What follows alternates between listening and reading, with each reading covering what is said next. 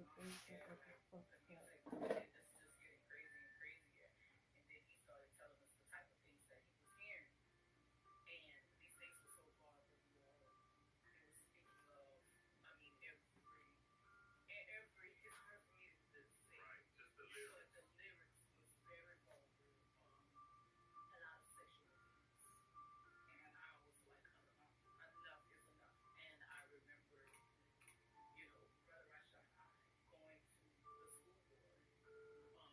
Um, but before I went to the school board, this is what I did. I went online and I actually Googled the station because our son, he remembered the name of the radio station that would play every Right. morning. That's how much it was playing. He actually remembered what was the name of it. His music was on the radio station. Right, right. And he told us the name of it, and I went online and I Googled the radio station. And on the website, it actually had all of the songs that played every hour, what song played at a specific time, and you could actually click on the song, and they had all of the lyrics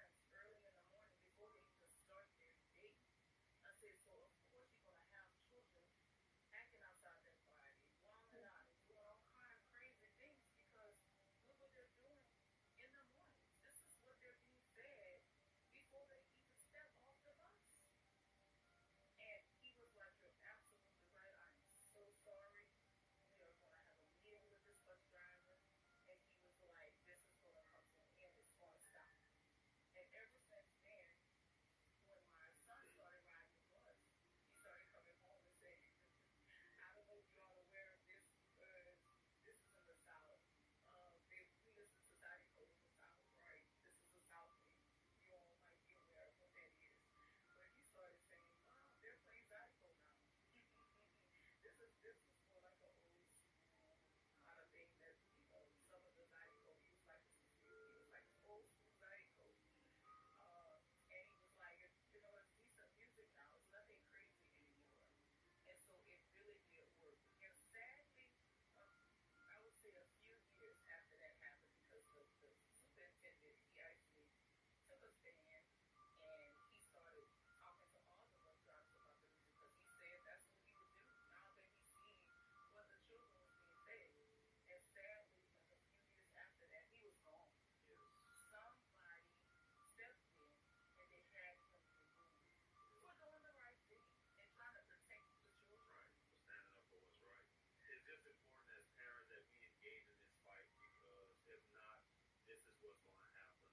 Our kids are going to constantly be fed this stuff. We have to monitor this stuff. Yes. Because Satan, he is after the youth.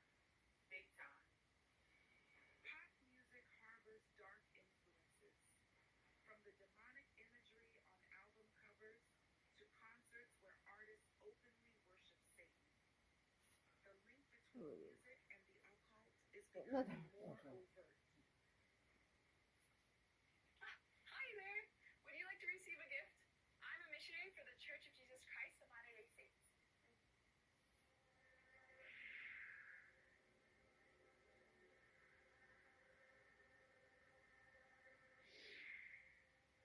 Another disturbing aspect of the influence of Satanism in the music industry is the notion of musicians channeling spirits that overtake their bodies during performances. Some artists have openly discussed experiences where they feel possessed or guided by an otherworldly force while on stage, attributing their extraordinary performances to these spiritual encounters. Like when you're getting ready to go on stage and perform to Sasha Fierce, when does she show up? Usually when I hear the crowd, when I put on my stilettos, when like the moment right before when you're nervous and that other thing kind of takes over for me. Min is a crazy boy who lives in me, and he says the things that I don't want to say. He was born, just a few months ago. I think he was born out of rage. He was conceived in rage, so he bashes everyone. He threatens to beat people, and he's violent. It must be nice to have like an ignorant loudmouth who you can just sort of blame every. He wants to be blamed. I don't want to blame him. I ask him to leave, but he can't. He's here for a reason. People have brought him out. People conjured him up. Now he won't leave.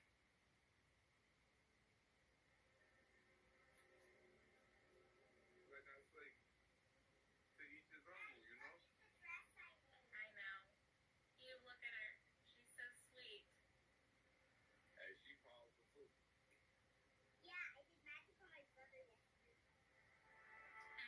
Don't talk, sweetheart. It's okay. You're a silly man. I can talk to kids. She powerful. I know. Because that's a lot of people right there. She's sweet to kids, I swear.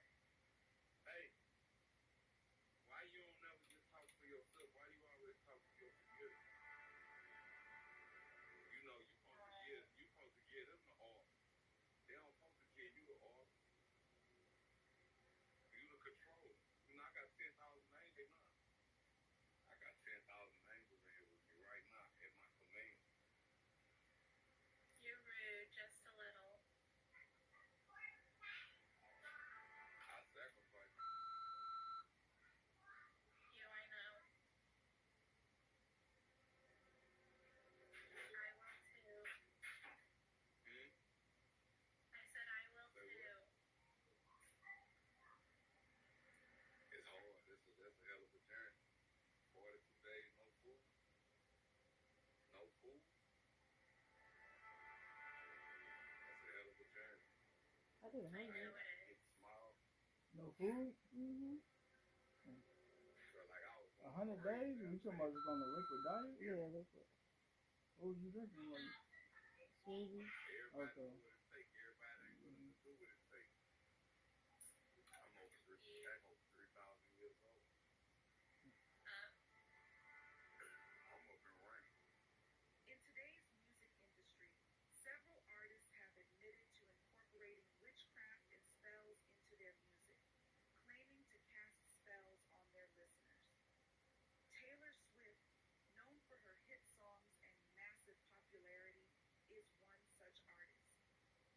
I need to eat something. Excuse me.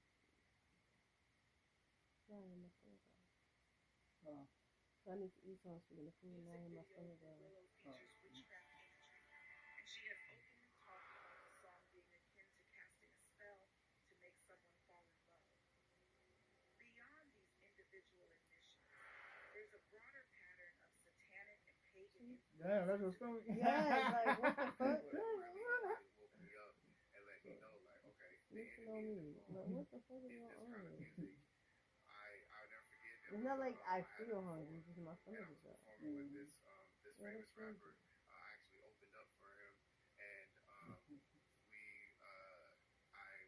I was got on the stage. I began to rap and do my thing, and while I was rapping, everybody was feeling it, and everybody liked it, and even this person, he was like, man, he shook my hand even afterwards that I got done. Like, man, you did a great job, and now it's his turn to get on. And so after I got off, um, I stood in the back of the club, and I saw him get on, and he began to perform.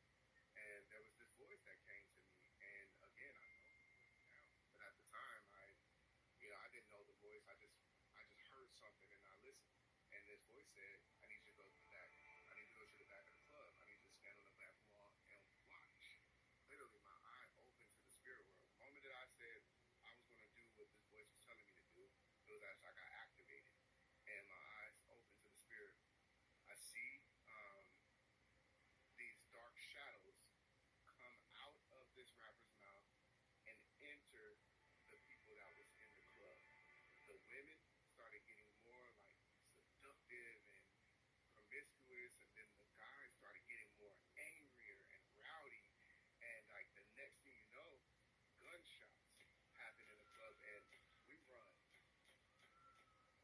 Artists like Lady Gaga and Beyonce often involve the use of occult symbols, ritualistic performances, and lyrics that glorify witchcraft and rebellion against biblical values. This trend isn't just about individual beliefs, but reflects a deeper cultural shift. As our society becomes more secular, themes of witchcraft and the occult become more mainstream. This shift can desensitize young listeners to these dark themes, subtly altering their values and perceptions.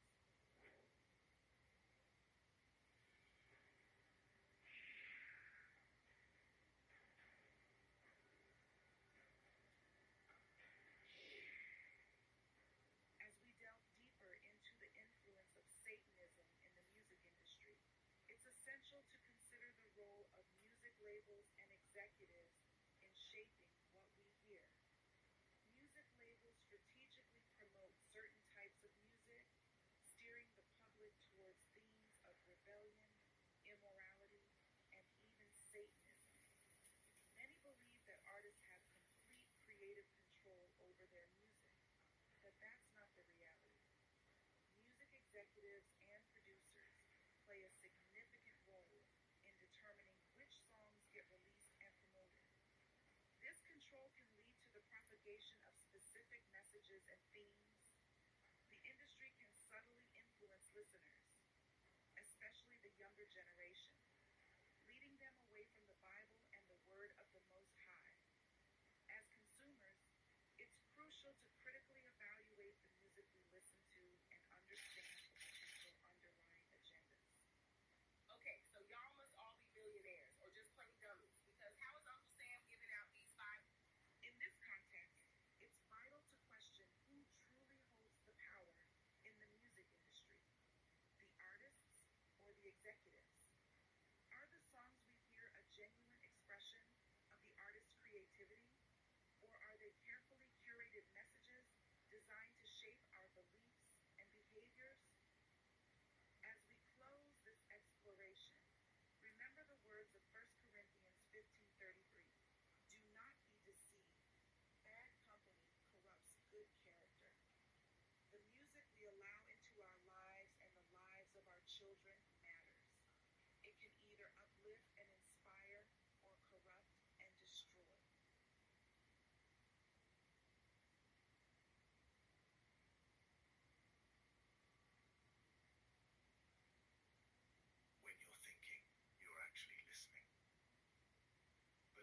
stop to wonder, who or what are you listening to? Is it your voice? Or is it something deeper, something hidden, something that whispers truths and lies all at once? Think about it. That constant chatter in your head, narrating your life, doubting your decisions, replaying old memories, or even predicting futures that never come to pass. What is it? And why does it hold so much power over you? Here's the reality most of us never realize. You are not your thoughts. You're not the voice. You are the one who hears it. You are the observer, the silent witness to all that noise. And yet, most people go through life trapped in their own heads, tangled in a web of mental chatter they mistake for reality. But what if I told you that freedom from this endless noise is not only possible, it's within your reach? What if you could break free from the limits your own mind has placed on you? What if you could live a life of clarity, peace, and boundless energy? You see, the mind loves control. It thrives on keeping you busy, busy thinking, planning, worrying, regretting. And while you're caught in its grip, life is happening right in front of you, passing you by moment by moment. You miss the beauty, the stillness, the magic of simply being present. In this video, we're going to explore how to silence the noise and connect with the deeper part of you, the part that exists beyond thoughts, beyond emotions, beyond the illusion of control. You're going to learn how to free yourself from the constant chatter and unlock a level of peace you didn't even know was possible. So I invite you to take a deep breath and let go of everything else just for a while. Let this moment be the beginning of a journey to rediscover the real you, the you that's been there all along, patiently waiting behind the noise. Because here's the truth, the voice in your head isn't you. And once you understand that, you'll never look at your thoughts or your life the same way again.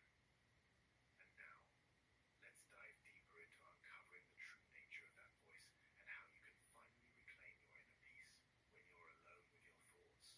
What do you hear? A calm and supportive guide, or a restless chatter that never seems to stop? Most of us live with an inner voice that never quiets down, a constant narration that analyzes, criticizes, plans, and replays. But here's the eye-opening truth, that voice isn't you. Pause for a moment. If you can hear the voice, if you can observe it, doesn't that mean you're separate from it? You're not the chatter itself, you're the one listening to it. This realization is a powerful step toward reclaiming your inner peace, because once you know you're not the voice, you can begin to detach from its grip. But why is the voice there in the first place? Its purpose isn't inherently harmful. It's a mechanism designed to keep you safe, to help you make sense of the world, to predict and plan. Yet, in its overzealous attempts to protect, it creates mental chaos. It replays arguments, anticipates problems, and often fabricates worries that never come to pass. Imagine for a moment that you're at a movie theater. The screen displays a breathtaking scene, a sunset over a serene ocean. But instead of enjoying the moment, there's someone sitting next to you, whispering non-stop. Why is the sun that color? Do you think it's going to rain? What's happening next? That's what your inner voice does. It narrates your life so incessantly that you miss the beauty of simply being present. So, how do you break free? The first step is to observe the voice. Take a moment right now.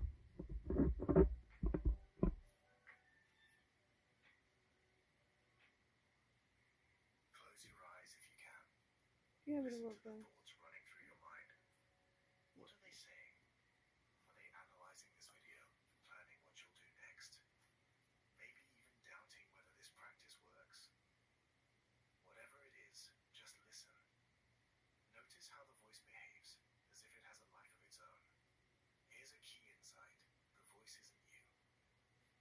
It's just a pattern, a collection of mental habits. When you observe it without judgment, you create a gap between yourself and the chatter. This gap is freedom. space where you can experience life directly, without the filter of constant mental noise. The voice thrives on your attention. The more you believe in its stories, the stronger it becomes. But the moment you step back and watch it, its power begins to dissolve. Instead of being the actor caught in the drama, you become the audience, calmly observing the play. And remember, the goal isn't to silence the voice. That's impossible. Thoughts will come and go. Your job is to recognize that they're just thoughts, not reality. They're like clouds passing across the sky. You are the sky, vast, unchanging, and unaffected by the clouds. This is the foundation of inner freedom, understanding that you are not your thoughts. You are the awareness behind them. And as you strengthen this awareness, you'll discover a deeper sense of peace and clarity than you've ever known. And now, let's explore what happens when you apply this understanding to the emotions that voice often stirs up. How to release the baggage and truly let go. Of course, letting go isn't always easy. Some emotions are deeply rooted, tied to past experiences that left scars. But even then, the key is the same. Feel the emotion, but don't become it. Watch it, but don't let it define you. What if I told you that most of the emotional weight you're carrying isn't from the events themselves, but from your refusal to let go of them? Painful memories, unresolved anger, and lingering fears, these don't have to define your life. But they will. As long as you hold on to them. Emotions are like energy. They need to move, to flow. But when you cling to them, when you replay the past or resist what you feel, that energy gets stuck. It doesn't go away. It turns into baggage you carry everywhere you go. And the longer you hold on to it, the heavier it feels. Think about it. When someone says or does something that hurts you, what happens next? The event might pass in minutes, but your mind replays it over and over, analyzing every detail. You feel the pain as if it's happening again and again. The truth is, it's not the event hurting you anymore. It's your inability to let it go. But letting go isn't about forgetting or pretending something didn't happen. It's about freeing yourself from the grip it has on you. It's about allowing emotions to rise, to be felt, and then to move on. Here's a simple but profound realization: emotions are temporary. Anger, sadness, fear, they're like waves in the ocean. They rise, peak, and eventually fade away. But if you try to fight the wave, if you resist it or hold on to it, you'll be dragged under. Let me guide you through a practice right now. Think of something that's been weighing on you, an argument, a regret, or even a worry about the future. Notice how it feels in your body. Is there a tightness in your chest? A knot in your stomach? Don't judge it or try to push it away. Just let it be there. Now take a deep breath. As you exhale, imagine that tightness loosening, that knot unraveling. Say to yourself, I see you, I feel you, and I release you. Keep breathing, gently, allowing the emotion to flow through you. This is the power of surrender, not as weakness, but as freedom. When you stop fighting your emotions, you create space for them to pass. You let go of the story your mind is telling and simply feel what's there. Of course, letting go isn't always easy. Some emotions are deeply rooted, tied to past experiences that left scars. But even then, the key is the same. Feel the emotion, but don't become it. Watch it, but don't let it define you. Here's another practice. When you feel an intense emotion, label it. Say, this is anger, or this is sadness. By naming it, you separate yourself from it. You remind yourself that it's just an emotion, not who you are. Because the truth is, life isn't about avoiding pain, it's about moving through it. It's about allowing yourself to feel deeply, to experience fully, without getting stuck. And now that you've begun to release emotional baggage, let's turn to another source of inattention, the illusion of control, and discover how surrendering can set you free. We all crave control.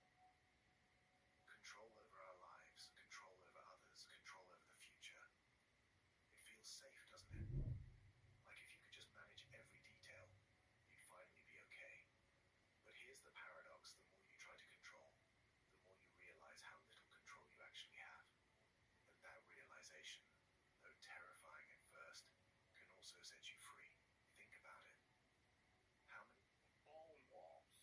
Now, if you're struggling with bad teeth, bone loss is your times have you carefully planned something, only to have life take its own course?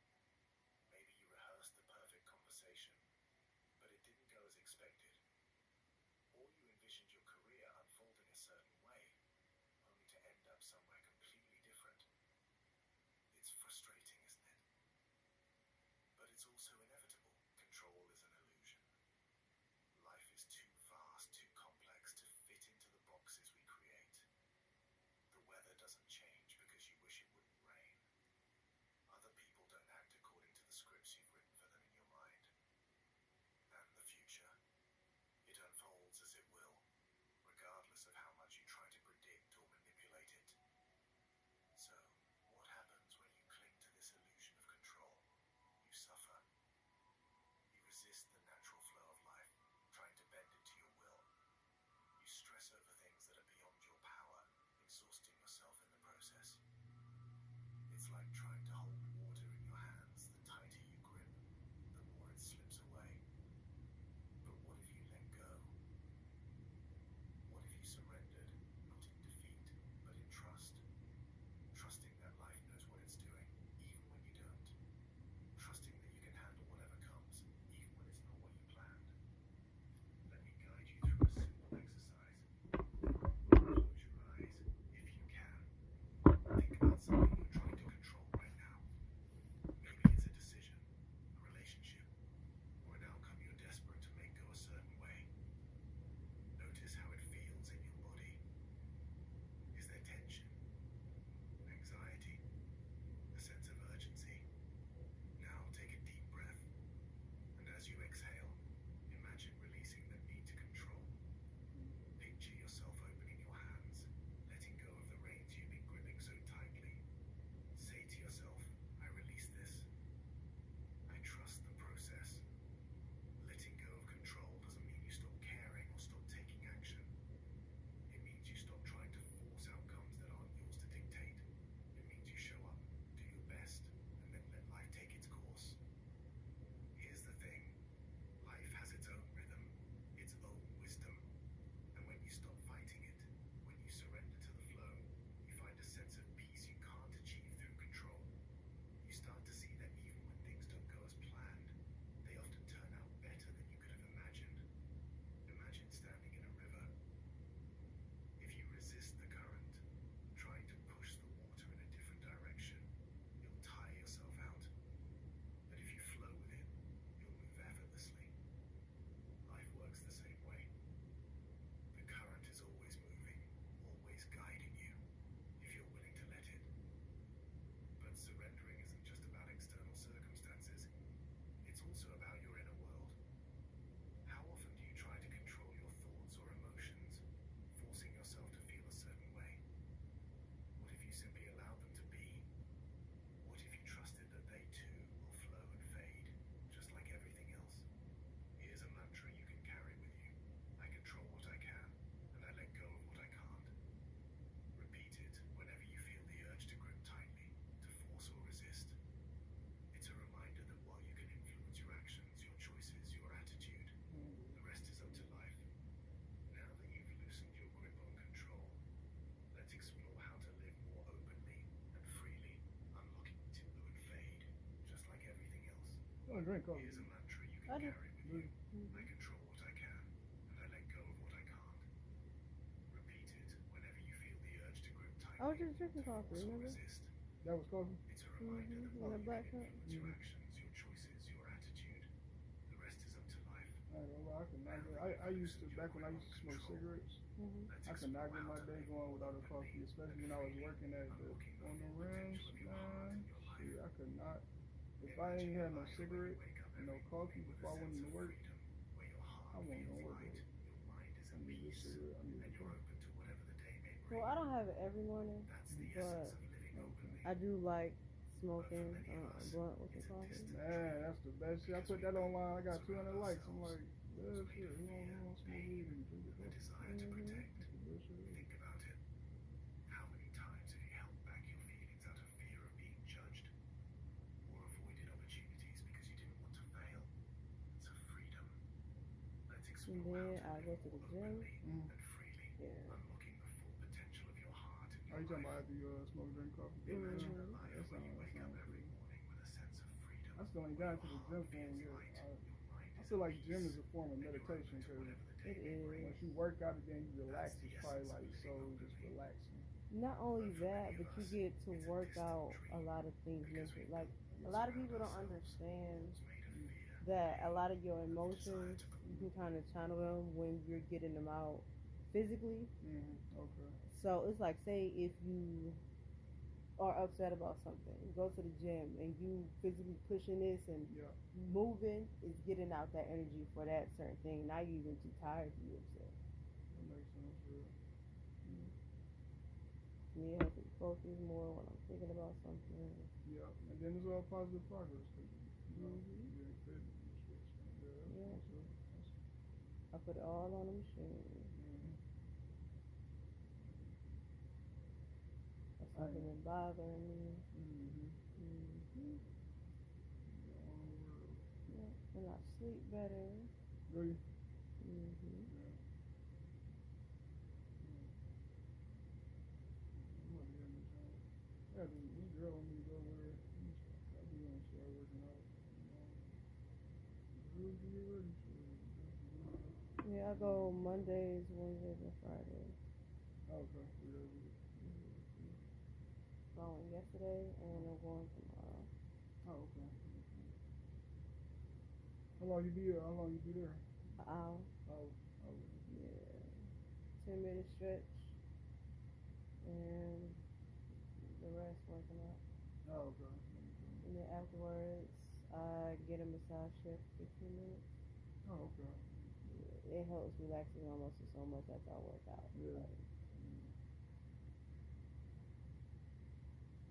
I did work out one time. I had dome. I was my whole body was like the next day. I went to my homeboy. He was already solid and shit. And he was already working out, so he was muscular and shit. don't try to keep up with people. Nah, for real. So I'm sitting there working out. I done felt good that day. I done went to sleep, woke up the next day. Whole Can't body move. couldn't move shit. I was like, bro, what the fuck? I always tell people when you work out, you should do less than what you feel you can handle if you don't want to be sore in the morning. Yeah. Like at the point that you really got to exert yourself too much, at that point I feel like you're breaking down muscles that you need. That's what that's what it do feel like. Yeah. And then how I go, I get basically a week in between my recovery days. So on Mondays I do upper body, Wednesdays midsection, Fridays lower body.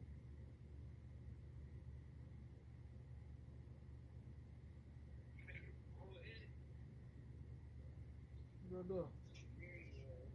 I'm getting my hair done right now.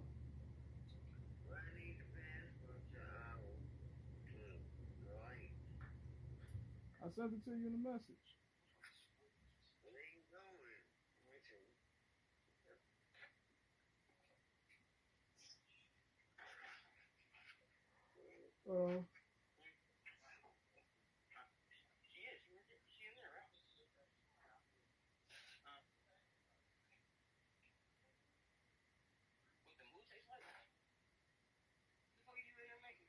Hold on.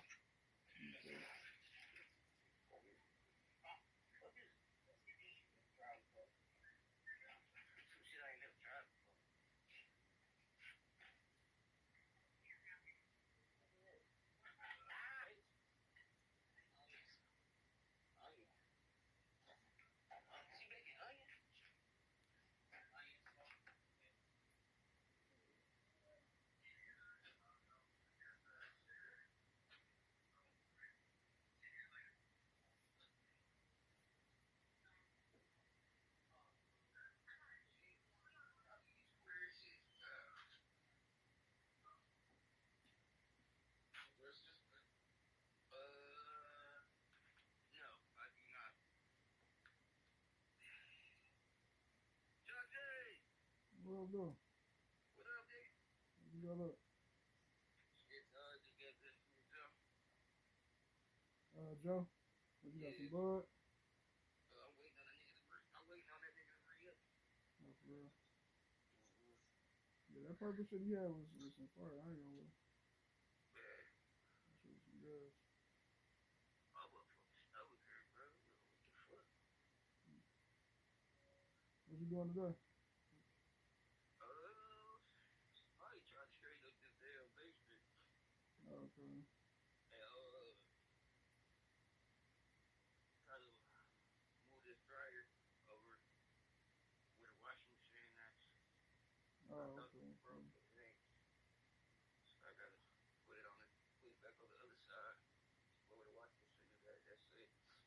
I ain't really doing that for real. I just sent it to you. I just sent it to you.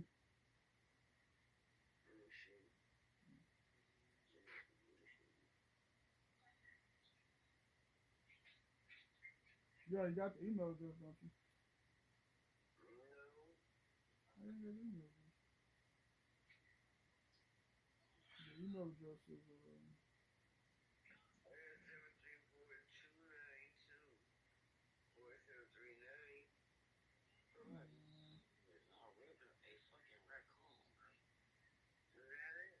nah, I'm about to send you the email address. That motherfucker ugly as shit.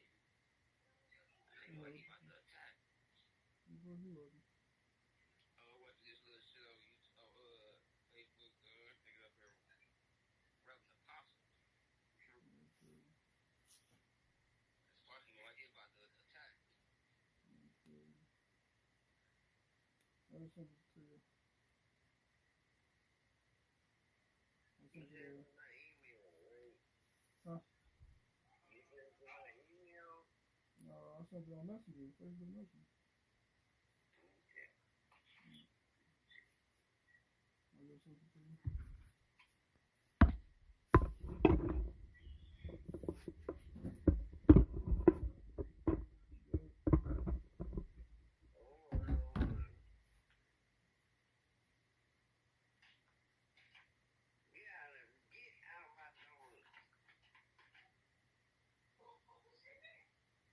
Where Vontae start? They had made it back there. Who's next? Vontae start.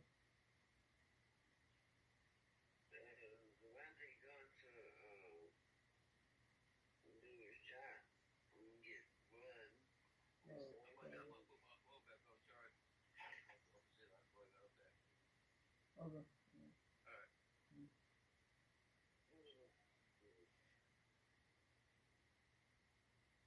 Yeah, I sent it message on I sent it to you in the message on Facebook Messenger. Looking. I just sent it to you. You should be at the very top.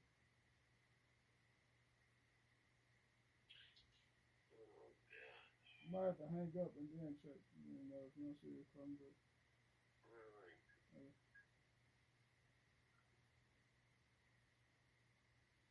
Protect. Think about it. But for me, let's explore how to live more openly and freely, unlocking the full potential of your heart and your life. Imagine a life where you wake up every morning with a sense of freedom, where your heart feels light, your mind is at peace, and you're open to whatever the day may bring. That's the essence of living openly.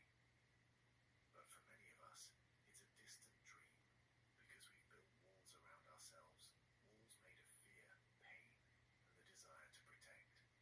Think about it. How many times have you held back your feelings out of fear of being judged? Or avoided opportunities because you didn't want to fail? These walls may feel like they're keeping you safe, but they're also keeping you trapped. They block the flow of life, the connection to others, and the beauty of new experiences.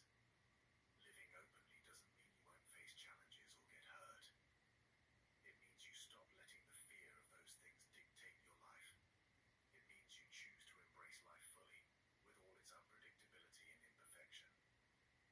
Let's start with the heart. Your heart is the most powerful energy center in your body. When it's open,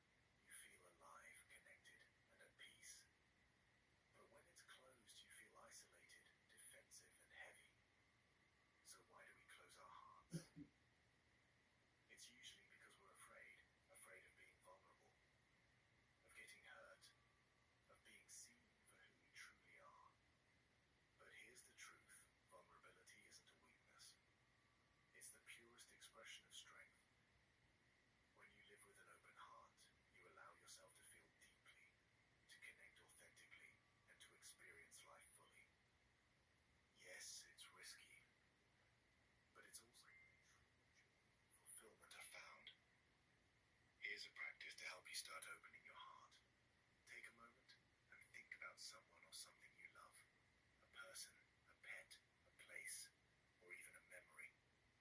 Feel the warmth that comes with that love. Now imagine that warmth expanding, filling your chest and radiating outward.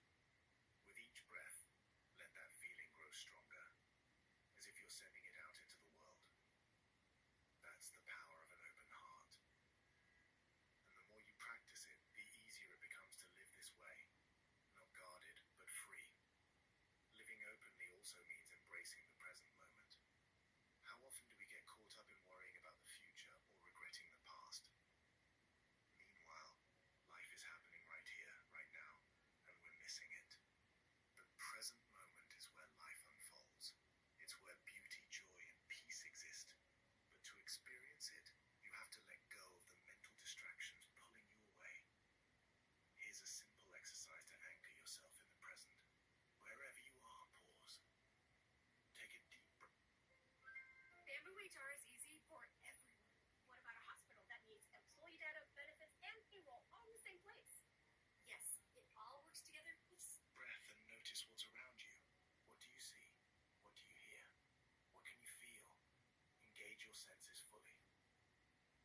When your mind starts to wander, gently bring it back to the now. This practice of presence is a gateway to living openly. It helps you see life as it is, not as your mind projects it to be. And in that clarity, you find freedom. But living openly isn't just about your relationship with yourself. It's also about how you connect. How often do we keep our true thoughts and feelings hidden because we're afraid of rejection or misunderstanding? Yet, it's in those moments of honesty and vulnerability that real connections are made. Here's a challenge. The next time you're in a conversation, practice radical honesty. Share something true about yourself, something you might usually hold back. Notice how it feels to express yourself openly and authentically.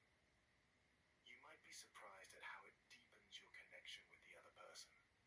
Living openly is also about saying yes to life.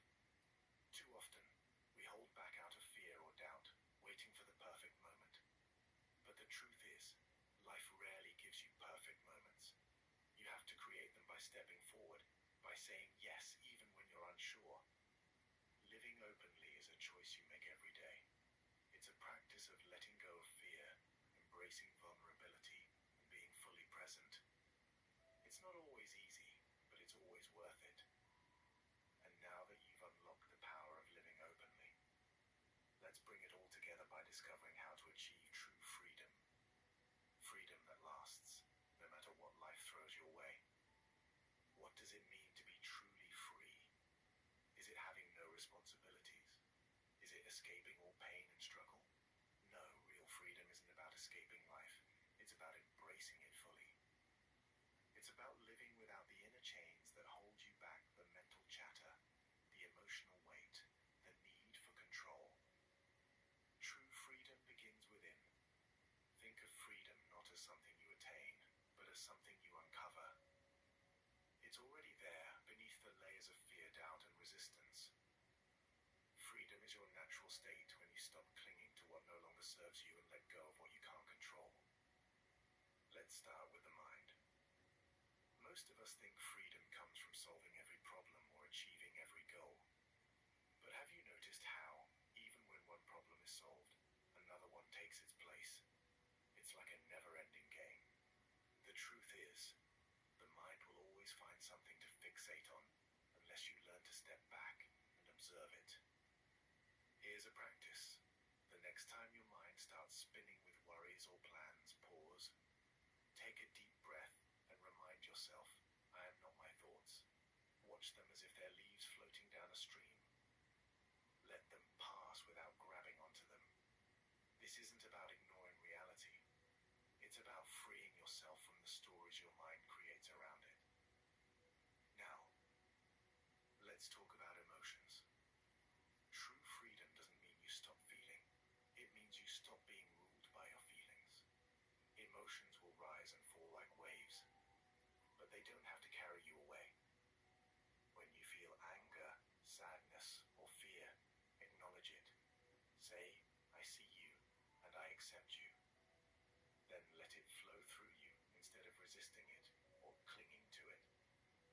One of the most powerful realizations about freedom is this: you don't need everything to go your way to be at peace.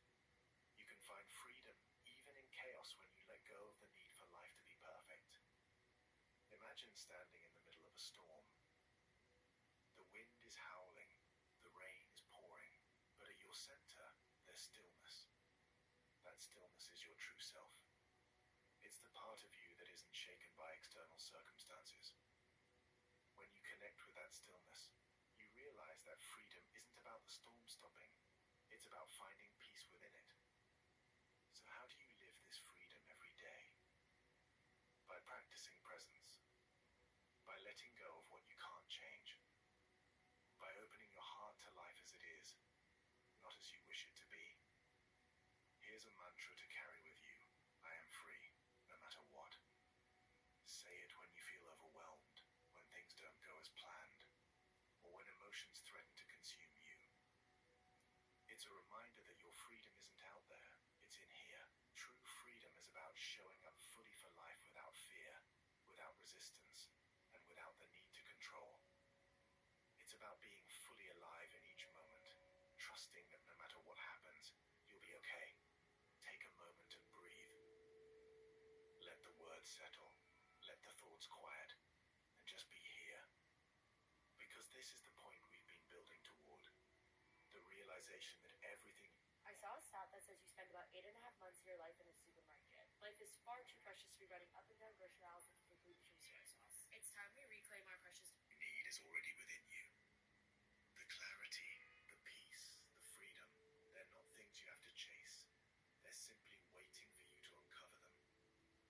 Think back to where we started, with that restless inner voice. At first, it might have seemed like the voice was in control, dictating your every thought, feeling, and decision. But now you know the truth. The voice isn't you. You're the observer, the one watching, listening, and choosing how much power to give it. On August 27th, 2019, in Los Angeles, California, the local police department received a wellness check request for 46-year-old Slade Douglas. The request was based on false suicide allegations made by the Veterans Affairs through the Veterans Crisis Line. Shortly after the call, officers Jeremy Wheeler and Jeffrey Yabana arrived at Mr. Douglas's apartment. Hi, Doug. Yo, Douglas, Mr. Slade. Yes. How you doing? We got a call from, was it the veterans? I don't know what they called. Can we come in and talk to you for a minute? Yeah. Okay. Is there anyone else in the house? No, that's me. Phil, I'm just gonna make sure nobody else is. No, please, no. Oh, I actually no. All right, just I'd actually leave. The officer, without permission, attempted to search Slade Douglas's apartment immediately upon arrival. Under the Fourth Amendment of the U.S. Constitution, officers must have a search warrant or permission to search private property. Given the nature of the incident, it's clear that the officers did not have a warrant, putting them on the verge of violating Mr. Douglas's Fourth Amendment rights, which protect against unreasonable searches and seizures. A similar case occurred in Georgia v. Randolph, 2006, where the U.S. Supreme Court ruled that police cannot conduct a warrantless search if one occupant consents and another physically present occupant objects. Fortunately, in Mr. Douglas's situation, the officer complied with his request and ceased the search.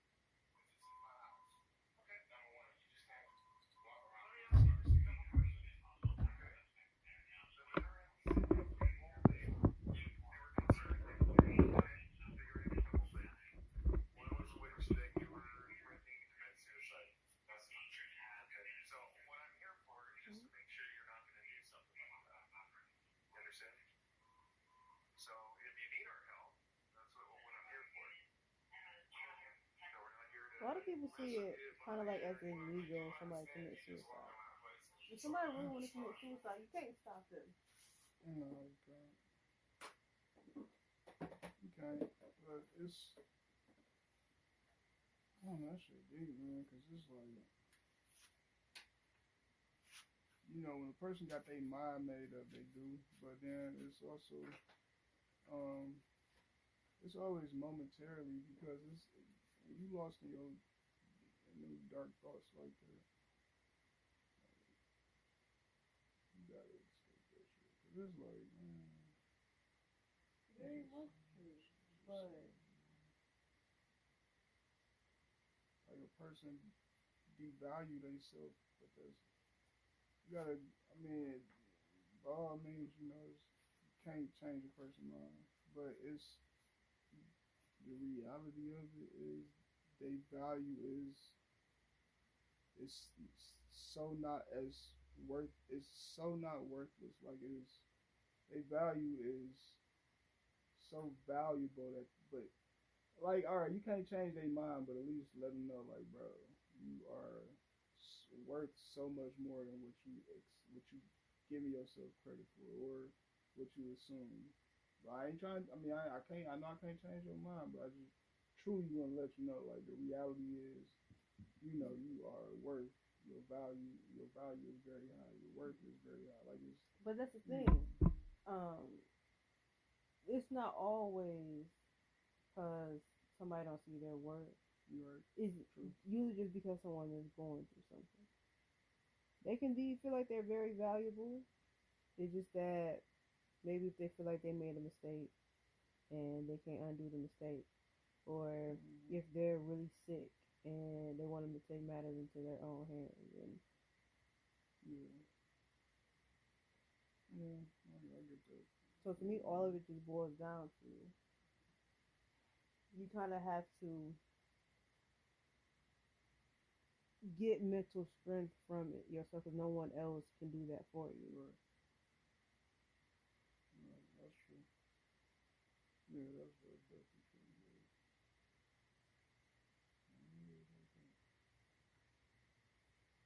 I mean, I ain't really like that. I see that from that one point of view.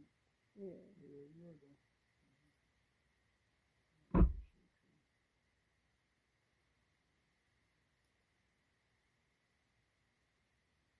Walking around, and I know y'all wear body cams as well. That's so unfortunate too. If you just come in my place like that and just start walking around, you have to have my permission to do that. So I don't appreciate that. You can't violate my rights because you got called. Okay, so you're not helping me if you just come in and you automatically start violating. So there's more for like officer safety. No, it's not officer safety because I didn't even have to let you in. Right. So don't say right because it's not my safety because you're in my domain, and if you're here to help me. My safety because I have no weapons. Honestly, you know that because I'm asking you. Please leave. Mr. Douglas asked the officers to leave after inviting them into his apartment, a request they were legally obligated to follow. If the police do not have a search warrant, an individual has the right to withdraw consent and ask them to leave at any time. Under the police misconduct provision law, it is unlawful for law enforcement officers to engage in a pattern of conduct that deprives people of their constitutional rights. However, instead of respecting Mr. Douglas's legal right to revoke consent, the officers escalated the situation, violating both legal and ethical standards. In Florida v. Jardines, 2013, the Supreme Court reaffirmed that a homeowner has the right to refuse entry or withdraw consent from law enforcement. Retaliation by the police, which can include intimidation, harassment, or physical force, is prohibited under federal law. I'm asking you to leave. I'm asking you to leave. Please listen. I'm asking you to leave my residence. Well, if you answer this question, I'm asking you to leave my residence. I'm about to put you in handcuffs, sir. If you do that, that's your choice. Okay, turn around. How would you put me in handcuffs? Turn around, put your hands behind your back. What have I done? You're going to listen to what I said. You're going to put down the phone. You're calling 911, and I'm standing right here. But what have I done? Put down the damn phone. Why are you put your hands behind your back? Put your hands behind your back. Why are you? Because you know what? You're calling 911. We're standing right in front of you. I'm asking you to leave my residence. You're not leaving your place now. Turn around, put your hands behind your back. I'm not doing that now. All right, put your hands behind your back.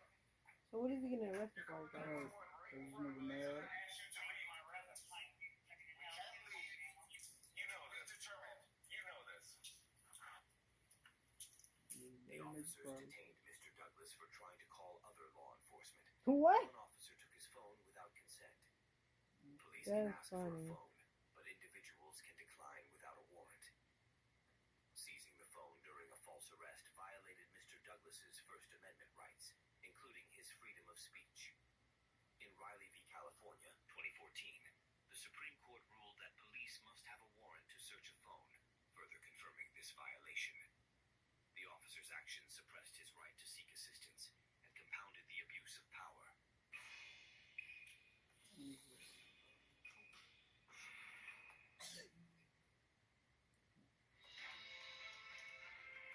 When you finally decide to take care of it, You know exactly what I'm talking about. Now, if you want to learn then you would understand. Okay. And this is why African Americans have issues with law. Don't start that. Whoa. Don't start that. That's a bunch of I asked you to leave, and you use profanity at someone? That's okay. I can use that. Oh, really? For someone who you Oh, first I thought the cop had said that. Not him. I understand now. What did you do? That wasn't a command. A command for me to ask you to leave my residency? You don't command us to do. I can ask you to leave if you're not supposed. Why are you here? You are here to help me. And I are here because somebody wanted us to shut. And I told you I was fine. And then you started exacerbating my condition. Why are you putting your hand up like for me not to speak? You can't help a person if you don't want to listen to what they're saying. If I ask you to leave because you're exacerbating my disability, which clearly you're aware I'm a person with a disability because you already observed, number one, you see the sign right here. And seeing that. Number two, how do I know what that is? Yeah. What is that? Oh, well, how do you know I don't have one? You could, but guess what? If you had one and you came in my residency and I told you, you're the victim here, right? You're the victim here, right? Well, you guys are victimizing me. And now I'm in cuffs. Well, you're in cuffs now because of the way you're acting. Why? Well, not because my point. Don't do it. I'm not doing it. Relax. Relax. But I asked you not to relax. Okay, that's about it. Step right there. No, you cannot. Why not? Because you're on a custody plate. I'm working on this. Okay. Wait. You know what? You can call up whoever you talk to and tell them, explain to them why we're here.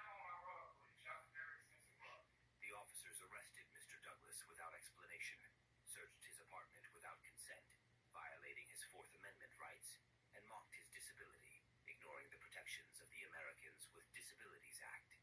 Screw up the shit Despite the out there. ADA That's all. prohibiting That's the discrimination first in thing I'm law gonna say. Like, enforcement alright, cool, activities, do your shit. I'm the gonna shoot officers shit. continued their But misconduct and mistreatment.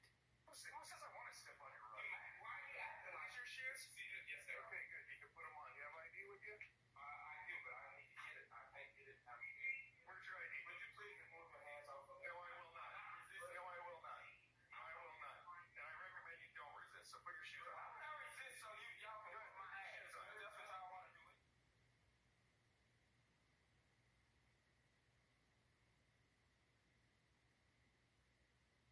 What I do? Yeah, I get the water to do. I ain't got no waters. We ain't got no bottled waters. Oh, for real. Mm-hmm. Okay. Trash, bro. Shit, get my hair done. Oh, for real. Mm-hmm. Oh, she said she ain't gonna do it on credit. Yeah. Let me call you back when I leave, though.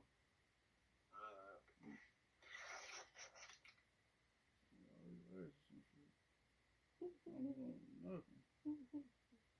What's your problem? You? You know what? We came here because you called for help. I didn't call you. I didn't call you. Who'd you call? I did not call. Who did you call? I didn't call. Who do you think you're gonna call? Ghostbusters. Ghostbusters. Okay. Well, and now you're in our custody because you're under a mental evaluation. What? He just made that up. Police can only detain someone if they reasonably believe the person is mentally ill and at risk of suicide or harm. In Mr. Douglas's case, the officers had no valid reason to suspect this, as the Veterans Affairs call lacked credibility. Instead of properly assessing him, they detained him out of pride after he tried to call for help, violating his rights further.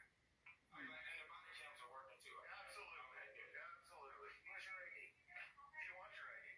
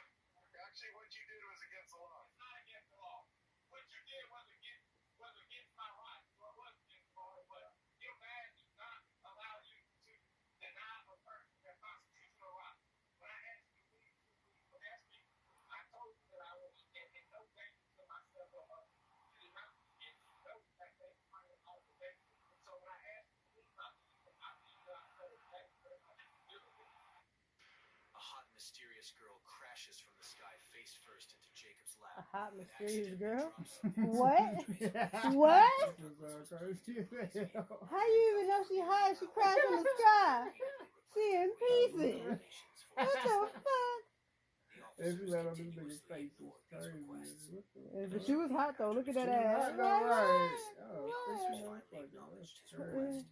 And y'all just talking about female. Y'all niggas is wild, bro. Y'all is wild. Y'all is wild. Don't ever repeat that shit ever again. A really hot girl fell from the sky. What? Okay, we started this shit. It was crazy. Something's wrong with y'all. Something's wrong with y'all. Yeah, she dead, and the whole half her face is gone. But look at that ass. What? I'm sorry. I just can't get over that.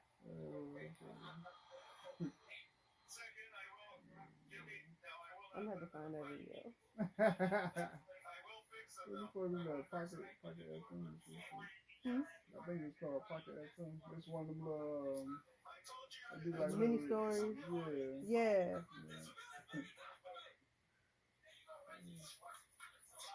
Cause why would you ever say some shit like that?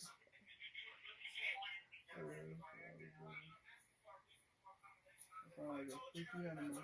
Right, really hot girl fell from the sky. They did say she died.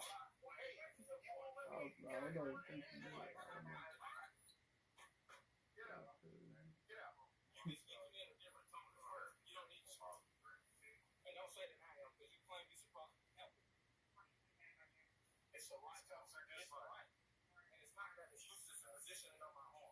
What are you talking about? I have a. Okay, you were wearing it out of this ankle better, right? Sure. I have several coverage in the office. See, there's plenty of room there. It's not about the room. It's the positioning of my arms. Well, how do you want your arms? I need this cup to be removed so from the front. You know what? The cups wouldn't be on you if you weren't active. What are you doing? Active by exercising my constitutional. Hey, I see. I just checked your cups. Okay, it's not the cups. It's the positioning of my arms. I requested that accommodation. That's how they only PDLs are handcuffs. So that's the purpose of asking for a reasonable accommodation. And that was the reasonable accommodation. No, the reasonable accommodation is to reposition my arm because it's exactly. Reposition it how? I need it in the front because it's exactly. That's not how we do. That's not how we do our handcuffs. Well, the thing about asking for a reasonable accommodation is a policy exemption. No, we don't have a policy exemption. Yes, you do. Everyone provides by a No, police do not. The officers delayed calling EMTs for 30 minutes while arguing with Mr. Douglas, showing poor judgment and a lack of urgency. Their failure to prioritize his well-being raises concerns about their training in handling medical emergencies. What if they have proper training? They just don't care. But their actions here demonstrate a troubling disregard for that duty. How much time you have on? 20. I have 34. So as far as things going to be, they monitor me, handcuff to the rails, take him to the hospital, tell the doctor he's complaining that he's got previous back injuries, he fell in a position he was, he needed to get cleared. That way it takes all the liability off you guys, takes off the city. I'm gonna be a police license. Nobody investigates. Sounds good to me. Okay, what you got? So we're all the same. What information does he have? After arriving at the hospital, Mr. Douglas claims that officers pressured a nurse, Ricky, to find substances in his system to justify his arrest. Without his consent, Douglas was forcibly injected multiple times while restrained, subjected to invasive procedures, and threatened with further injections to extract information. That's crazy. This alleged abuse, lasting over 8 hours, involved sexual battery, What? imprisonment, and violations of federal laws against Sexual battery. and abuses of power. Yeah, I'm Mr. suing Douglas the whole is city. represented by a legal team. No further updates have been made.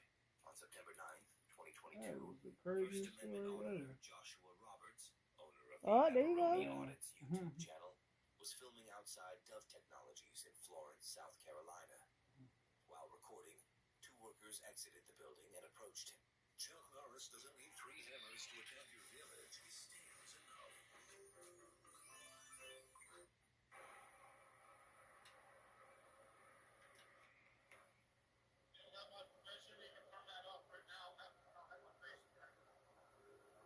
What was that? I can't hear you.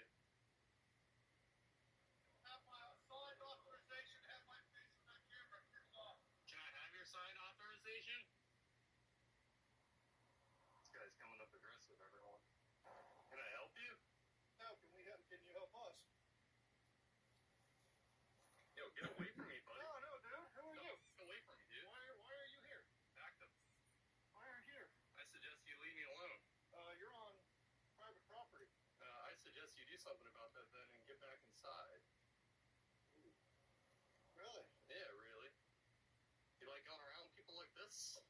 You think that's fun? Don't touch my buddy. Oh, go ahead. Oh, do it. Do it. Touch it. That's on camera. Back up. What are we doing? That's what you said. Don't you You said. touch me. You That's get funny tased. as Get the hell. back inside. Mhm. What's going on? Get the back inside. Do not touch me. Touch you? Chill. Don't. Chill. Don't. Why did you come up and grab me? I didn't grab you. Yeah, you did. Yeah, you did, buddy. No, you can come up to me, get in my face. I'll do something, buddy. Get inside. Get inside. Pussy. Mm. Whoa, dude, you just come up and grab people? The f is wrong with you? Your homie did. Your homie, dude? This is private property. You say you're This is an easement. I'm not on your property. You see that? That belongs to the city. Why are you here? So let me ask you a question. Does that give you the right to come up and grab my camera and almost break it? Hey, you assaulted me, buddy. That was your fault. Hey, call your husband. Mr. Roberts informs the workers that he's on an easement, not private property, because the utility poles belong to the city. While Florence County's GIS data suggests he may be on public property, it's crucial to note that utility poles on a property don't automatically make it public. The government may acquire a utility easement, allowing poles on private land without changing its private nature. Thus, relying solely on the presence of utility poles as a sign of public property is a common misconception in the auditor community. Call your husband. Bad boy. Oh, man. Wow, this guy's great. Get in, Tubby. Yeah, he's freaking hopped off the freaking map. Look at his teeth. Hey, look at you, buddy. You come up and grab me for no fucking reason. What's your problem? What did I do to you? What did I do to you? I'm out in public recording, and you come up and grab somebody, dude. I'm with myself. And you're about to owe me a new camera lens.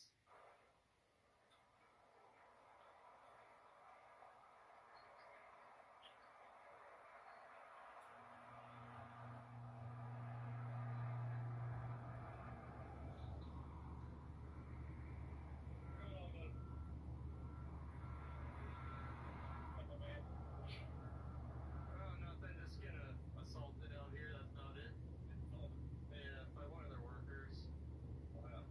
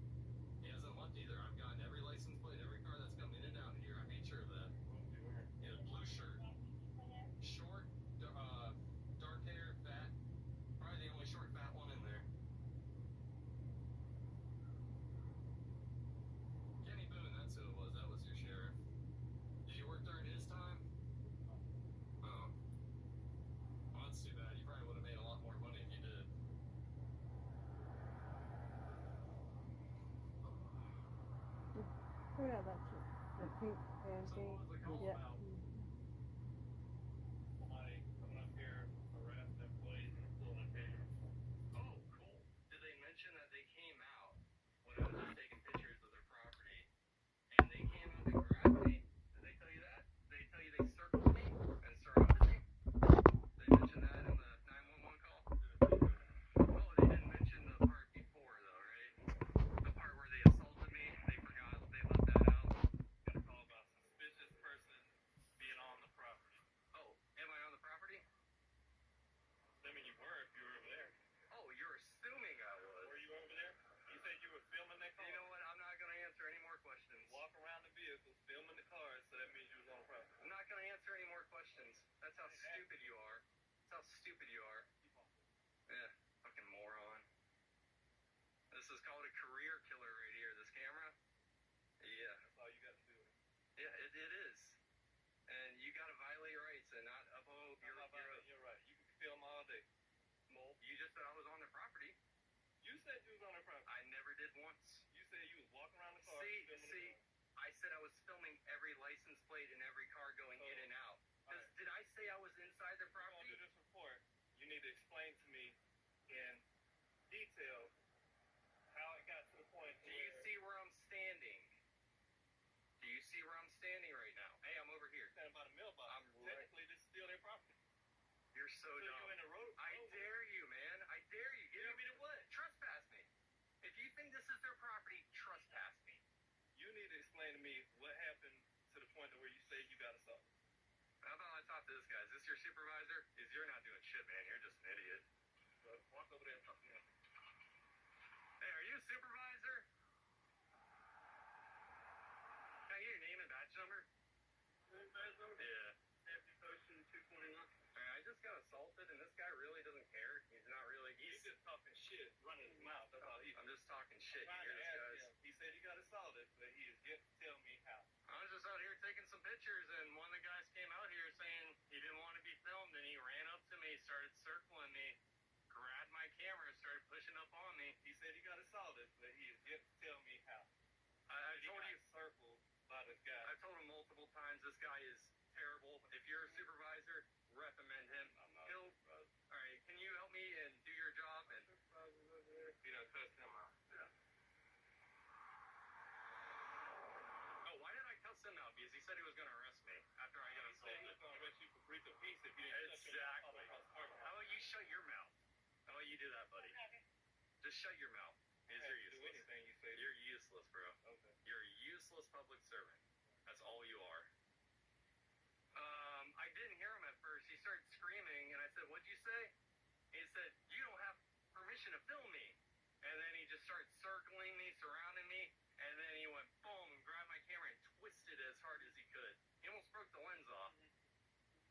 So I'm just curious, if he's allowed to do that, can I do that to anyone? Like if I see a girl in public and she has a purse on, and I'm like, "Give me that purse. Let me see it for a second." I can just grab it. Okay. So that's illegal. Yeah. Okay. All right. Just making sure.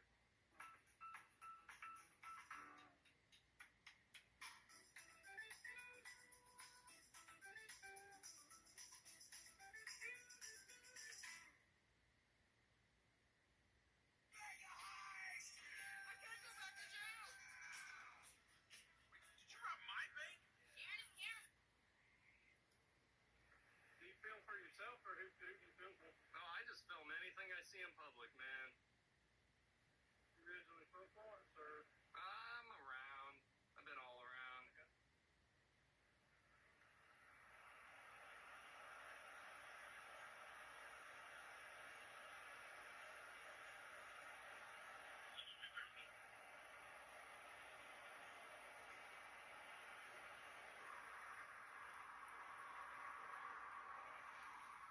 Mr. Roberts, I spoke with the two gentlemen that came out and dealt with you. All right. All their information is going to be entered into the report as well as your statement you gave this deputy. All right. All right. I made them aware that yes, you can view video from a public area, which the roadway is public. But if you cross over into the I've checked the property lines. I don't need directives. well, I still got to tell you, okay? You don't have to tell me. Well, I'm going. Not too good.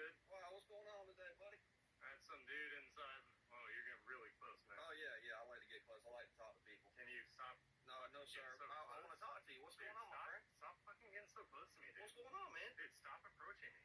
Sir, I'm allowed to Fuck off, dude. Give me some space, dude. Go ahead, sir. Give me some space, Put your hand dude. behind your back. No, give me some. Ow! Oh my! What the fuck? Put your hand behind your back. What? For what? Sergeant Paul Morrison responded to the scene and approached Mr. Roberts, who repeatedly asked him to maintain distance. After Right. Mr. Roberts directed a profanity at him, Sergeant Morrison tackled him and claimed he was arresting Roberts for resisting arrest. However, Mr. Roberts argued that he only stepped away because he had no indication he was being arrested. Under South Carolina law, a person can be convicted of resisting arrest, but only if they knowingly resist a lawful arrest. Since Sergeant Morrison never informed Mr. Roberts of an arrest and had no lawful basis for one, a court would likely conclude that Mr. Roberts could not be convicted of resisting arrest. Additionally, South Carolina law permits individuals to resist an unlawful arrest with proportional force. Given that Roberts used no force at all, his actions would likely be seen as justified. It should also be noted that the phrase, "call your husband" at the beginning of the video is addressed to a woman working in the business, and Sergeant Paul Morrison is her husband. Up for you? Absolutely. Oh yeah. Very nice, dude. Very nice. Enjoy the lofty. Enjoy paying for my camera too. Absolutely. Enjoy paying for my camera. Now, you getting resisting arrest? Resisting, I'm not moving. When I went to put my hands on you, you pulled away from me. Yeah, because you have no right to arrest me. Sir, you're under arrest. You have the right to attorney You have kept him or present. approaching me. You Sir, you have the right to attorney have him or present before he presses ask you to sign any time they exercise these rights and not make any more statements. Do you understand these rights? I don't answer any more questions without a lawyer present. Absolutely. All right, go ahead and stand them up.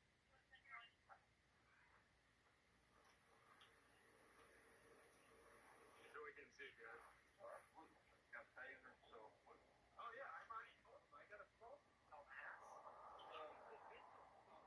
So here's the thing, you pulled it out and you was trying to... He attacked me. It's on camera. Alright.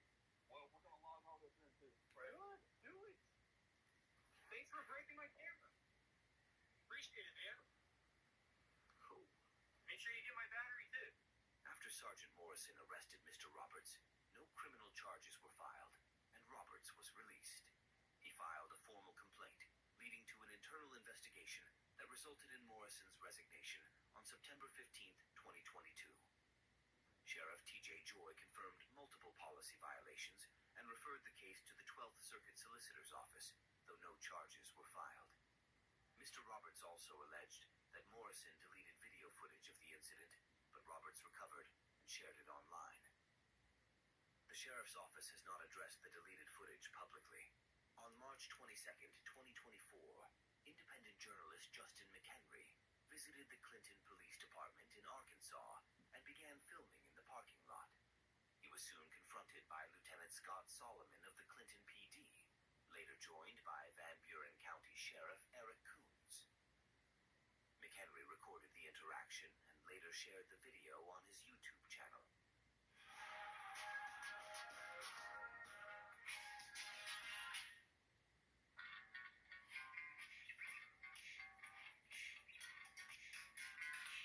See what we got here. Look at this. This small town of Clinton, what do they got, like 2,500 people? They have dash cams. And then you go to bigger towns like Sherwood, has like 10 times the people. They do not have dash cams in their freaking cars. Oh, we got a spitball in here. Heck yeah, brother. Public property. Public property. Neither is this, but dude's parking right up under. They're parked right up under here. I wonder what's that about. Is this your personal vehicle? How come you're parked up under here?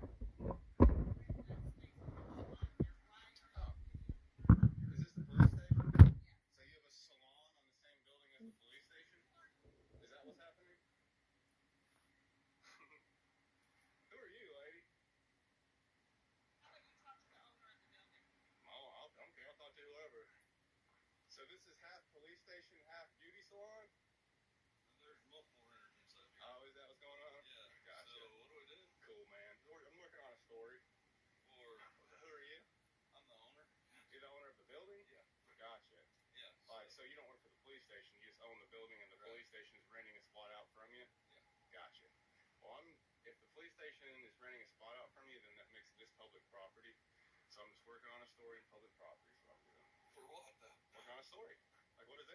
story's for. But what's the story for? Well, I can't tell you that. You'll just have to wait till it's published. You know what I mean? Yeah. Well, Yeah. I guess. Yeah. Thanks, man. Mm-hmm.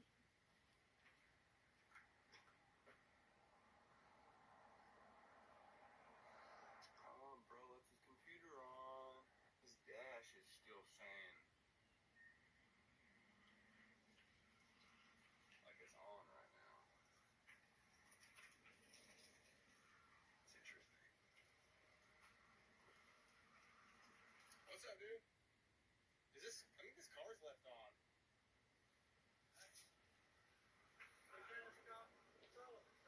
Oh, cool. I think you left your car on, brother. Oh, my car's off. Oh, the dash is blinking stuff. Does it just do that all day? Oh, I didn't know that. It's all police department. What's your name? Cool. I'm Justin. Nice to meet you, man. Yes, my dear. No, sir. I don't. No ID. Arkansas is one of the 15 ID states. So there is no way you believe that. All right. Since you're starting off this way, do you have somewhere higher than you? Because I promise you that's not correct, and you're going to get your whole town into a lawsuit. And I don't want to go that way. I've been having a great day. You don't want to go that way either. But if you just tell me your name. I'm not telling you my name. I'll tell you my first name, and we're stopping there, and I'm not answering any more questions. If you want to ID me unlawfully, you're going to lose your job and your qualified immunity. What you're doing. I'm working on a story. For who you with? I'm an independent journalist. What's your name? Solomon. Lieutenant Solomon. Solomon? Yes, sir. Do not think. This is not, there is no such thing as a stop and ID state. There's no such thing. That is a term. Okay. That is a... Okay, let me explain something to you. Can I explain something? I'll listen to you. Go ahead. This day and time, there's all sorts of things going on. This day and time is a terrible thing because we're in one of the most safest times to date in world history. Tell me a safer time in world history than right now. So don't say in this day and time, because cops always say that, and it's stupid. So you can start over, though, if you want to. Let me just put it like this. Yeah. You know, if we see somebody looking at our police cars... Come talk to me, sure. But don't threaten to arrest me if I don't give you my ID. I didn't threaten to You just did, brother. I just said Arkansas is one of the 15 ID states. That's not correct. A demand or request. Nope, that's not correct. Provide some identification. Get a lawyer out here. If you think that's true, you need to look into it because you're going to get yourself in trouble. That is not true, and I'm 1,000% positive. I can show you case law and Supreme Court rulings and everything.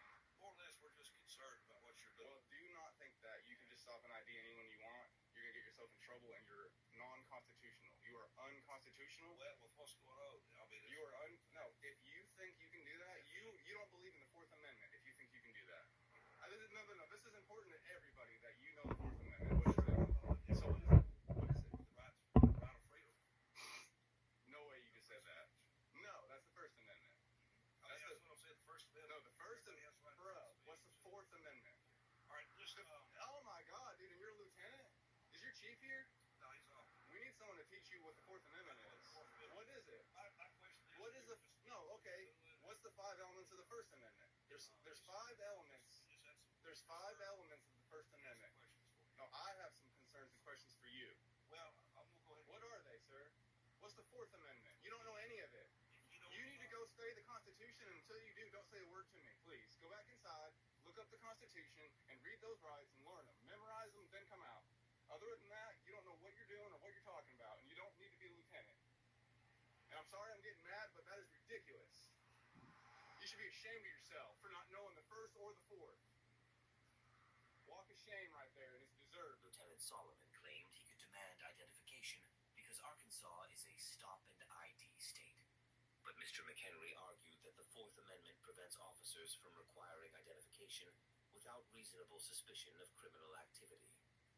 In Brown v. Texas, 1979, the Supreme Court ruled that demanding ID without reasonable suspicion violates the Fourth Amendment.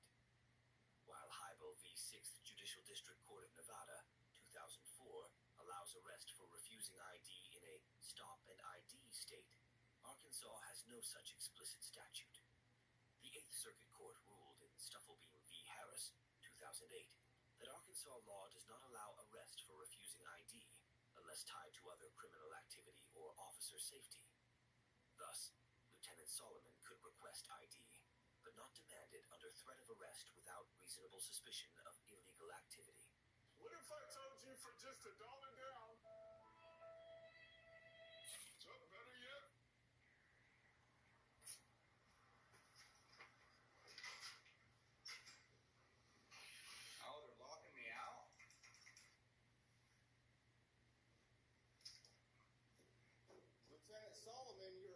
your city up for a lawsuit by allowing this door to be locked because of me. You're not allowed to pick and choose who comes in here. So either you lock it to everybody for the rest of the day, or you're opening yourself up for a lawsuit. And you better have a good reason for having it locked the rest of the day, not just because there's a guy with a camera. So you better open this door and let me come in, and we can get this over with. Why are you guys so scared of someone with a camera? What are you hiding? You should be welcoming me in here, showing me around, making yourself look good, making your town look good. Let's start over. Let's start over. You want to let me in and just show me around and have a pleasant conversation so we can change this? I'm willing to start over with y'all. All right, I gave you a chance.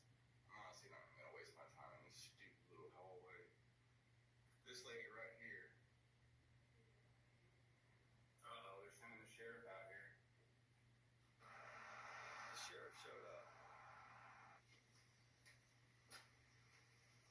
Hello, sir. How are you? What's up, guys? Good. All right, I can come in now? They weren't letting me in a minute ago. You know, that's a lawsuit if I wanted to. I don't want to. I'm literally just trying to have a pleasant time here in Clinton. That's it. But here we have. What's your name, sir? I'm Sheriff. You're the sheriff. Awesome. Nice to meet you, sir. I'm Justin. Somebody sent the sheriff down here for a guy with a camera. Somebody sent the sheriff. We all monitor the radio traffic. Hey, dude. Hey, hold on. Before you lie on camera. If we get a call over the radio. No, I heard them call the sheriff down here. I heard them I have them on video calling the sheriff down here. Anyway, yeah, you're in here causing a problem. No, I'm exercising my rights. Yeah, but if it becomes disorderly. I told you my name's Justin like 6 times, dude. You can ask, and I don't have to tell you. Right. You have to have reasonable or you have to have. No, you don't. You have to have reasonable or articulable suspicion of a crime. You're on private property. I mean, if you call us. No, this is public. This is public property. If you call us, this is public property. Were you parking your cop cars back there? Then it's public. It's public. I'm civil, brother. That's what I'm saying. But if it did become disorderly, then you could be charged with disorderly conduct. But until then, as long as you're civil, private things go. I can look at anything I can see from public. You can't trespass my eyes. It's private property. That's public. If you park your cars back there, that's public. And even if it was private, I have to be trespassed before I've committed a crime. Mr. McHenry argued that the parking lot was public because officers parked there, and even if it were private property, he could only be trespassed after being warned. While the government's lease of private property grants usage rights, ownership remains private. However, if the property is used for public services, certain areas might be accessible to the public. Under Arkansas law, a person can only be charged with criminal trespass if they unlawfully enter or remain on private property after being told to leave. Since Mr. McHenry had not been asked to leave, he couldn't be suspected of trespassing. I'd be, just because he wants to. That is mind-blowing that he thinks that. Because he doesn't know what I asked him what the Fourth Amendment was, and he says freedom. That's embarrassing, dude. You had to go look it up after. Okay, what's the 5 elements of the First Amendment? If you state what's the five elements? Give me 2 of them. Give me 2. You can ask all day, and I can tell you no. Well, just like you said, he had to go look it up. You can sit down in your car and look up every. Dude, I know them by heart. It doesn't matter. It's not required by law for anybody to know it. It is required by law. You all side. Did no. When you go to the academy, the only thing you're required to do is to read it. Did you? All right, I'm about to own you. Get ready, brother. Get ready. You swore an oath to the Constitution when you were signed in, and I can find that on video, I bet. So you swore an oath to the Constitution. So you were there. No, but